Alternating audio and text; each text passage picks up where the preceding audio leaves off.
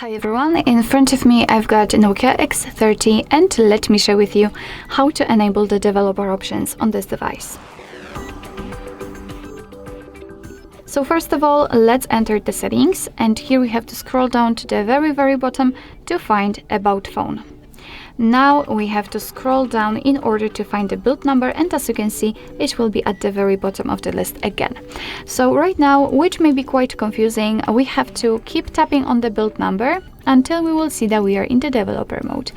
Be aware that if you've got any kind of screen lock currently set, then your device will ask you to enter it in order to confirm the whole step. But that's really normal, no worries. So now we can go back to the general settings, and here let's enter the system.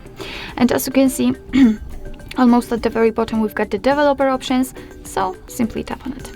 And here we've got plenty of advanced settings which we can customize. So for example, we can turn on the activities, turn on the option to don't keep activities.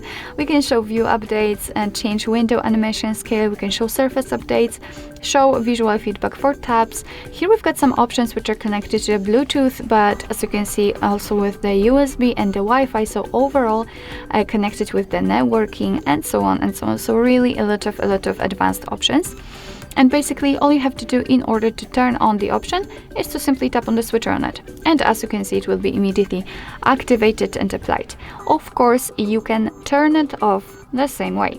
If you've got the options without the switcher, so like here in the window animation scale, for example, just tap on it in order to open much more advanced settings. So it works the same, just like in a regular settings, let's say.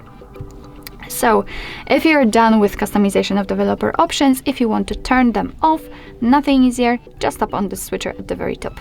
And as you can see, most of the options will be inactive, and after getting back, the developer options will disappear from the system settings. But of course, no worries, you can customize them again. Just go back to the build number step and keep tapping.